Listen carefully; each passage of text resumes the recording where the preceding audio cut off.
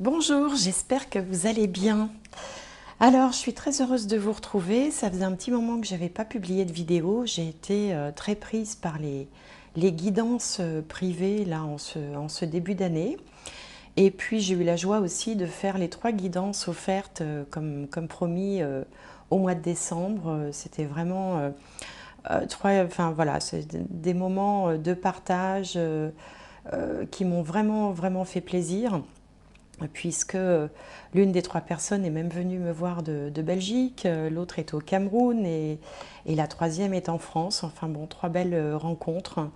Voilà, ça m'a vraiment fait plaisir.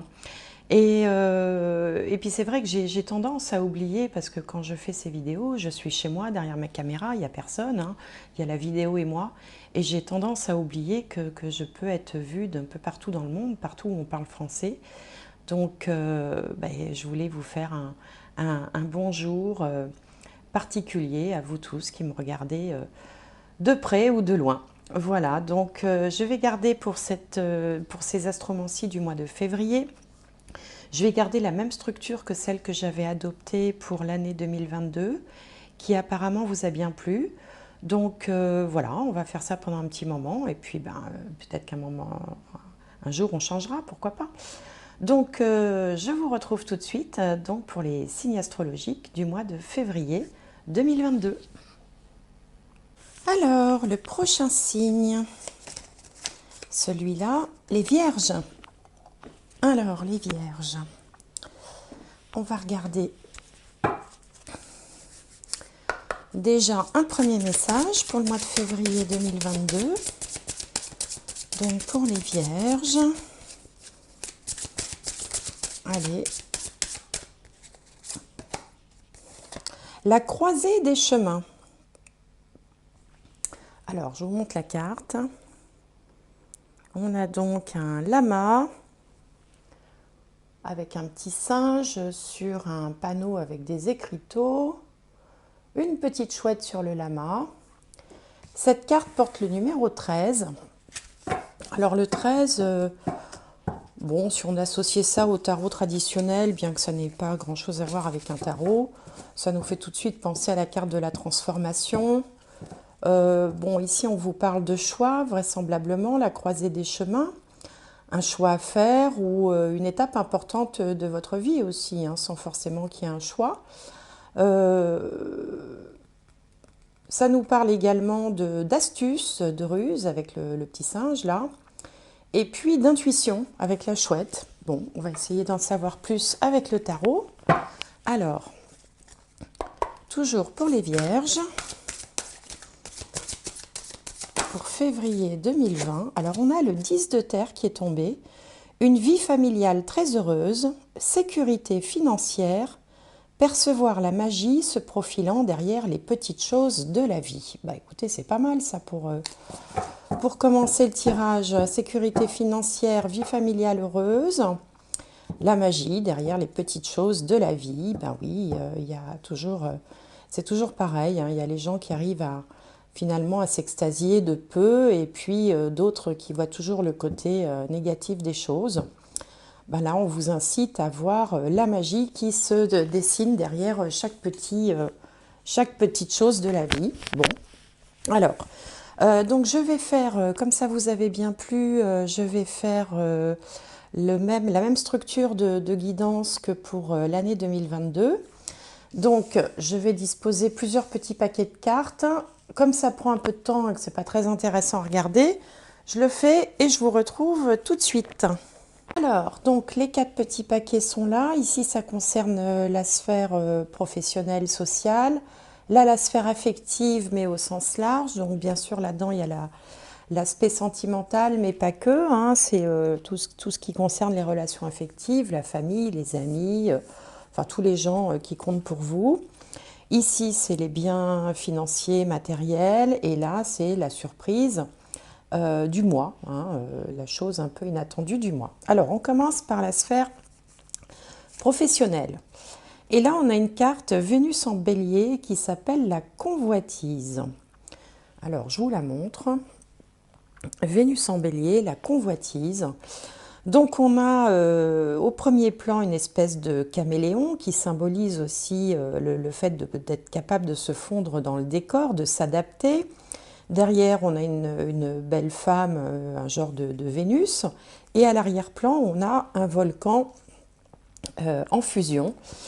Donc ça me fait penser quand même à une rivalité sur le plan professionnel avec quelques jalousies. C'est-à-dire qu'on se, comme on dit, hein, on se tire la bourre un petit peu. Il peut y avoir une compétition, une rivalité dans la sphère professionnelle. Alors si vous n'êtes pas dans le domaine professionnel parce que vous ne travaillez pas encore ou plus, ou plus parce que vous êtes retraité par exemple, eh bien on peut avoir comme ça dans son environnement social un petit peu des jalousies, des choses qui ne sont pas, on vous envie peut-être, il y a quelque chose de cet ordre-là.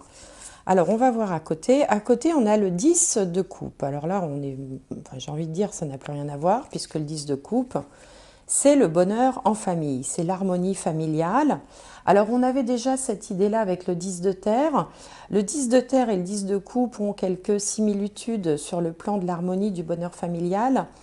Mais dans le 10 de coupe, on est plus dans les sentiments. Dans le 10 de terre, on est plus dans la généalogie, la transmission, une idée de patrimoine, ce qu'on veut léguer à ses enfants, ce qu'on a hérité aussi de ses ancêtres, pas que sur le plan financier d'ailleurs, hein, ça peut être dans des traits de caractère, une façon de se comporter, les talents, ce genre de choses. Donc là, si on en revient à la sphère professionnelle, on a le 10 de coupe. Donc ça signifie dans le domaine professionnel que vous vous sentez peut-être particulièrement intégré, particulièrement à l'aise, un petit peu comme un poisson dans l'eau dans votre domaine professionnel, mais que du coup ça transpire tellement que ça peut susciter peut-être un petit peu des jalousies. Vous savez que malheureusement le bonheur des uns fait pas toujours le bonheur des autres, ni le malheur d'ailleurs, ça fait souvent de la jalousie. Alors ici on a surrender, donc c'est le fait de capituler, de se rendre un petit peu. Alors est-ce que vous allez vous en rendre compte et laisser couler pour pas attiser par exemple justement la jalousie, les histoires, enfin vous voyez, pour pas envenimer une situation que vous sentez, ou par rapport à une personne par exemple que vous sentiriez pas très sincère, vous laissez couler. Alors, on va voir ce qu'il y a derrière. Alors voilà, oui, effectivement, vous laissez couler, donc vous continuez à être tout à fait à l'aise, tout à fait détendu, hein, avec cette guitare-là qui symbolise la musique, le partage, le bien-être. Mais on voit quand même avec ce loup-là, cette tête de loup, que vous vous méfiez un petit peu. Et puis, ben, du coup, votre façon de réagir, c'est plutôt d'être dans la bienveillance, vous voyez. C'est-à-dire que vous sentez qu'il peut y avoir un petit peu des jalousies, un peu des rivalités, mais vous prenez le parti de ne pas en tenir compte, de pas justement de laisser faire pour ramener un peu d'harmonie, tout en ayant quand même une certaine vigilance, une certaine méfiance quand même, parce que bon, voilà, on ne sait jamais. Donc voilà, il y a peut-être un petit peu cette atmosphère-là qui peut se présenter à vous au mois de février.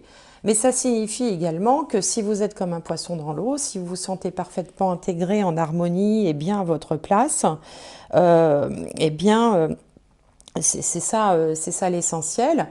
Et c'est ça qui va être, enfin, voilà, que vous allez considérer avant toute chose, même si à côté, il peut y avoir des petits grincements de dents. Alors, on va voir du côté matériel. Alors, qu'est-ce qu'on a? On a les principes, une carte de Jupiter, Jupiter en Sagittaire, les principes. Alors, les principes, quand on regarde la carte, vous voyez, il y a quand même, on a un personnage tout petit, là, alors j'essaye de vous montrer, là, juste au bout de mon ongle, qui semble se diriger vers une porte importante, hein, comme si on quittait le royaume ou on quittait le village, pour aller s'aventurer un petit peu à l'extérieur. Le Sagittaire représente tout ce qui est au-delà des frontières, tout ce qui va plus loin, plus haut. Ça représente aussi la spiritualité, l'au-delà, tout ça. Les pays étrangers, l'international. Donc c'est comme si vous aviez peut-être au niveau matériel et financier quelque chose à voir avec l'étranger. Alors peut-être des investissements, peut-être une opportunité à l'étranger ou dans une société internationale. ou peut-être qu'on va aussi étendre un peu votre territoire, selon évidemment le métier que vous faites.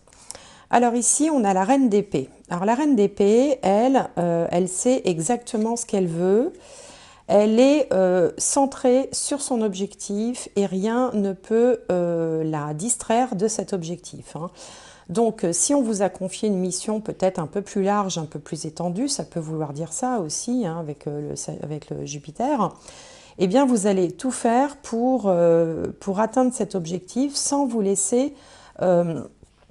vous laisser distraire par les sentiments ou enfin, quel que soit ce qui pourrait en fait vous faire dévier de votre objectif. Là, vous êtes focus sur l'objectif et vous n'en démordez pas. Alors, on a ici la nature. La nature, bon. Alors, qu'est-ce que ça peut vouloir dire, la nature?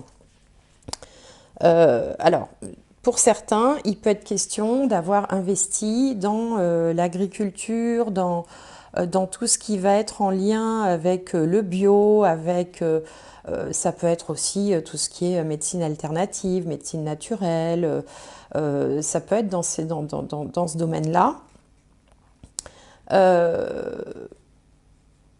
Pour d'autres, il peut être aussi question de s'ouvrir vers quelque chose de différent, de plus grand, d'être concentré dessus, mais de s'ouvrir à quelque chose de plus grand parce que finalement, c'est ça qui serait votre nature profonde, c'est ça qui vous intéresserait. Comme si vous aviez jusque-là accompli une tâche, une mission, un métier, une profession, mais que vous avez en même temps envie d'être plus en harmonie avec vous-même. Alors, on va voir les autres cartes. Alors ici, on a un petit peu toutes les peurs de manquer. Là, on a un H. Alors, je ne sais jamais vraiment ce qu'il veut dire, ce H. C'est tout ce qui commence par H. Ça peut être un homme, ça peut être... enfin, tout ce qui peut commencer par H, l'hospitalité, l'hôpital, l'hôtel, l'hôtellerie. Et là, on vous dit oui. Alors, c'est pas évident, ça. Je vais me concentrer un petit peu. Oui, alors j'avais mis un petit peu la caméra sur pause parce que j'avais besoin de me concentrer un petit peu. Donc, il y a plusieurs choses qui me viennent. Comme on est dans le domaine des biens matériels et de l'aspect enfin, des finances, des moyens dont on dispose, je pense que là, ce qui en ressort, c'est que vous avez peut-être un peu des envies d'évasion avec cette carte du petit bonhomme là qui s'en va, qui quitte la ville, hein, finalement, pour peut-être vouloir vous rapprocher de la nature, de la vie à la campagne, ou peut-être envie d'investir pour plus tard dans un logement ou quelque chose qui soit plus en lien avec la nature.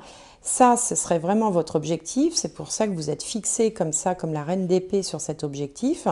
Mais en même temps, vous avez un peu peur de manquer, vous avez peur de ne pas y arriver financièrement. Et voilà, et donc vous êtes dans des réflexions par rapport à ça, vous voulez tout faire pour y arriver, et je pense d'ailleurs, enfin ce qui est annoncé, c'est que vous allez y arriver, puisqu'on a un grand oui en dessous de la nature. Donc voilà, plusieurs interprétations possibles, un besoin d'ouverture pour se rapprocher de la nature, pour certains d'entre vous, pour d'autres, des investissements dans quelque chose en lien avec le bio, l'agricole, enfin, les médecines alternatives.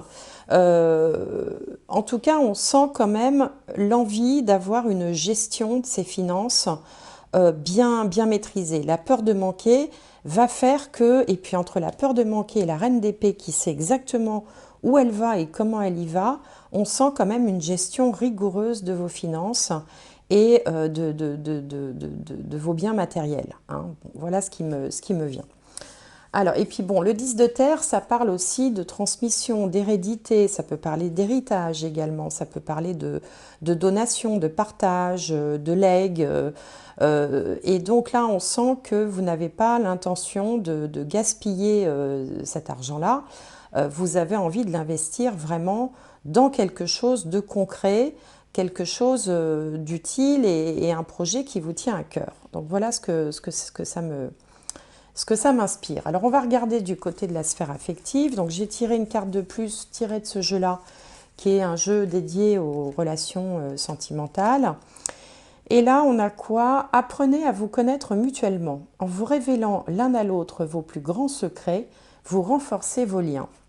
Donc là, on a, donc là évidemment, ça s'adresse plus aux jeunes couples, aux couples qui se forment qu'aux couples qui sont installés depuis longtemps, où en fait, il vous est conseillé de faire preuve d'authenticité surtout.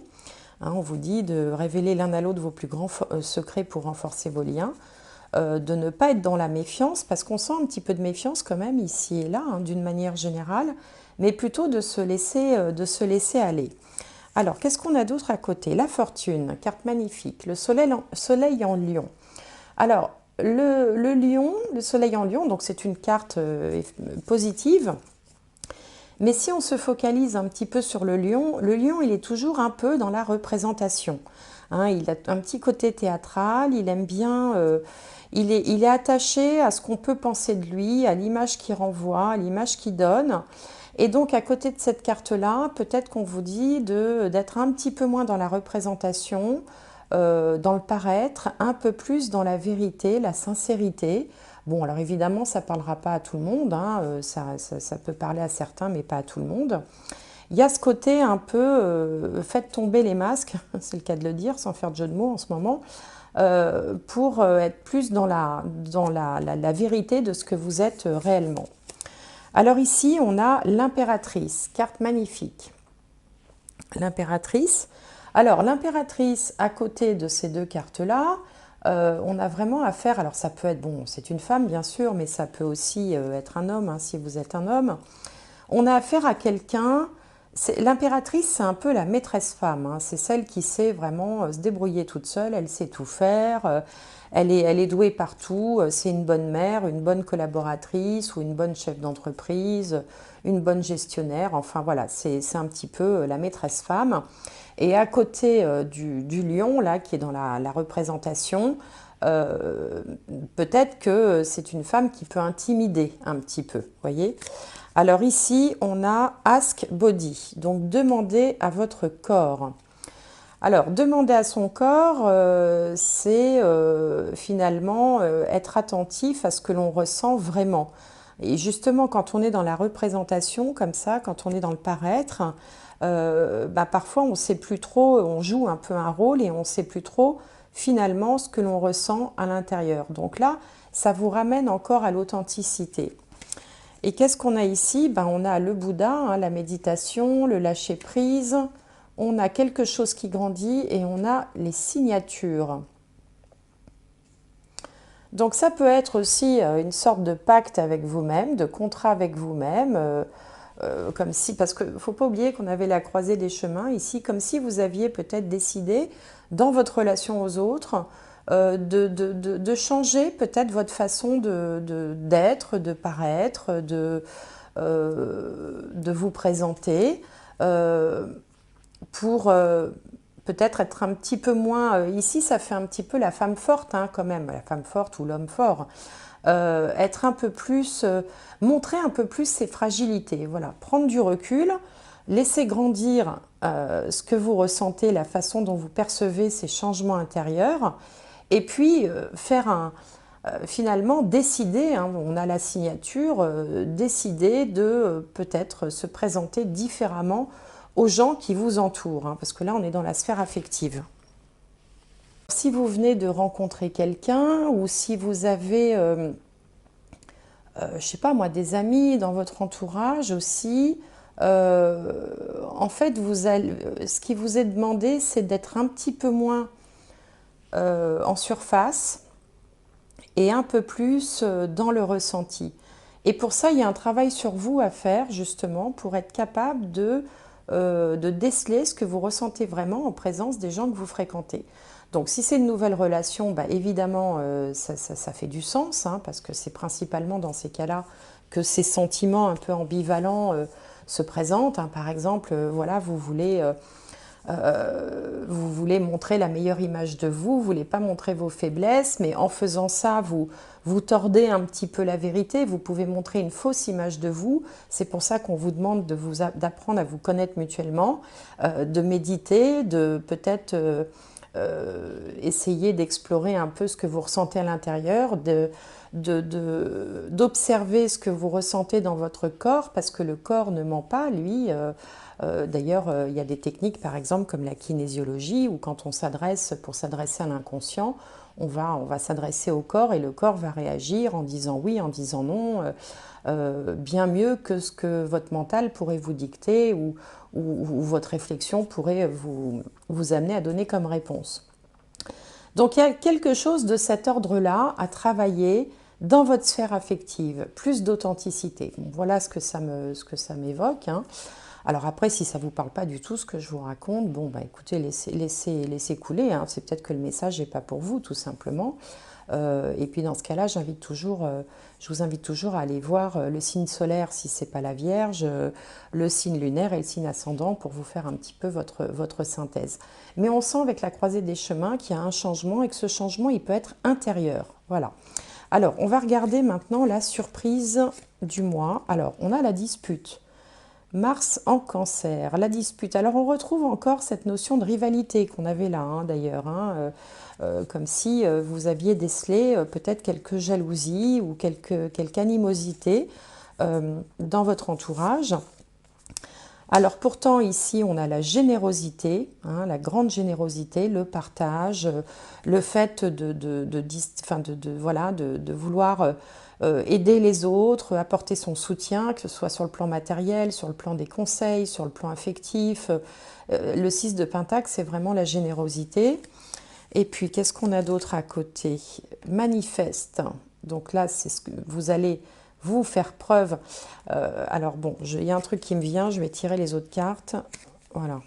On a l'hiver, on a donc la prise de conscience, et là, il y a quelque chose de nouveau qui naît. Alors ici, donc Mars en Cancer, cette carte s'appelle la dispute. Bon, alors effectivement, il peut y avoir une ancienne dispute quelque chose qui a pu vous peiner, avec un petit peu de rancune d'ailleurs, hein, parce que le cancer a cette particularité d'être assez rancunier. Il n'oublie pas hein, quand on lui a fait du mal.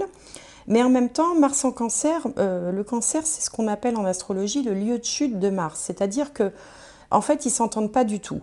Hein, le Cancer, c'est un signe froid et humide, et le Mars, c'est une planète chaude et sèche. Donc les deux ne sont pas très compatibles. Donc, il se peut que vous fassiez contre mauvaise fortune bon cœur. C'est-à-dire que peut-être que quelqu'un vous a fait du mal ou que vous sentez qu'il y a une animosité quelconque. Et encore, comme on le voit ici, où il y avait un certain lâcher-prise, et bien là, en fait, vous allez redoubler de générosité, d'attention, peut-être pour essayer de vous faire d'un ennemi un ami, hein, peut-être pour montrer que voilà, il n'y a pas grand-chose à craindre de votre part, qu'au contraire, il vaut mieux que vous soyez l'allié de cette personne. Une autre interprétation aussi est que quelqu'un vous agace fortement, mais vous allez essayer de mettre ça sous le tapis et plutôt faire preuve d'indifférence ou voire même de générosité avec cette carte-là pour encore une fois ne pas envenimer une situation. On retrouve un peu la même idée d'éviter d'envenimer une situation et éviter de cultiver un conflit et plutôt de laisser couler, laisser glisser. Alors là, on voit que c'est quelque chose qui peut durer depuis l'hiver dernier, par exemple, hein, ou l'automne dernier. Et puis, on a alors, ça peut être quelque chose de soudain, ça peut être aussi une dispute hein, qui va se produire au mois de février avec quelqu'un. Il va y avoir un petit coup de gueule. Mais ensuite, vous allez très vite passer à autre chose et pour laisser croître quelque chose de nouveau. C'est-à-dire qu'en fait, vous pouvez vous disputer avec quelqu'un, mais sans que ça vous affecte plus que ça, finalement, parce que vous aurez la capacité quand même de voir justement la magie derrière les petites choses de la vie, c'est-à-dire de voir le verre à moitié plein, le côté positif des choses, et même s'il y a quelque animosité ou des petites disputes ou une prise de tête comme ça, une prise de gueule, hein, comme on dit avec quelqu'un, et bien très vite vous passerez à autre chose parce que vous considérez que le plus important c'est ce que vous avez donc à construire, à créer, à mettre en place, plutôt que de rester justement dans la rancune et cette rancune, vous n'allez pas lui donner prise, en fait, vous allez passer à autre chose. Bon, voilà ce que je peux vous dire là pour votre mois de février. Alors, on va tirer une dernière carte, une avant-dernière carte de synthèse pour vous les vierges. Alors, je pense que le changement est plutôt intérieur, est plutôt psychologique, il est plutôt au niveau du ressenti. Alors, qu'est-ce qu'on a là? Le triomphe. Attendez-vous à faire aboutir un projet qui vous tient à cœur. Donc vous voyez, on avait ici la personne centrée sur son objectif. Là, on a le triomphe. Hein, donc le triomphe, c'est le succès, la réussite, l'objectif atteint, quel que soit donc le domaine dans lequel ça se manifeste. Hein. Et c'est pour ça que ces petites aspérités là du mois de février, je pense, n'iront pas très loin. Ce sera vraiment plutôt de l'ordre de l'anecdotique. Le changement que vous êtes en train de vivre est plutôt intérieur, plutôt sur votre façon de voir les choses, de peut-être aussi de considérer les gens qui vous entourent, d'être plus dans quelque chose de sincère, d'authentique et de naturel. Alors, je vais tirer une dernière carte de ce petit jeu tout mignon que m'ont offert mes enfants. Alors, une carte pour vous, le coquelicot. L'ardeur s'éteint aussi vite qu'elle étreint, au plus vite tu soigneras tes passions, au plus tôt elles te raviront et seront ton flambeau. Le coquelicot, hein, je relis, l'ardeur s'éteint aussi vite qu'elle étreint, au plus vite tu soigneras tes passions, au plus tôt elles te raviront et seront ton flambeau. Alors les passions, on peut aussi ramener ça un peu à ces petits conflits là que je vois poindre ici et là, où on vous dit que finalement ça passera très vite, hein, c'est un petit peu ce que je vous disais tout à l'heure. Bon, bah écoutez, voilà, mes vierges, j'espère que cette guidance vous aura apporté quelque chose, que ça vous aura plu. N'hésitez pas à mettre un petit like, un petit commentaire, parce que voilà, moi, c'est le seul moyen que j'ai de voir que vous réagissez. Voilà, je ne vous connais pas, j'aimerais bien tous vous connaître, hein, mais bon, voilà, je suis toute seule derrière ma caméra quand je fais ces vidéos. Donc, faites-moi un petit signe, ça me ferait plaisir. Et puis, quoi qu'il en soit, je vous souhaite un excellent mois de février. Vous inquiétez pas, les bases sont solides, hein, vous avez le 10 de terre et le 10 de coupe. Donc, rien qu'avec ça, déjà, vous pouvez aborder le mois de février sereinement et l'esprit tranquille. Et puis, en plus, vous avez l'impératrice, alors avec ça, vous êtes armés. Très bon mois de février, portez-vous bien et à très bientôt.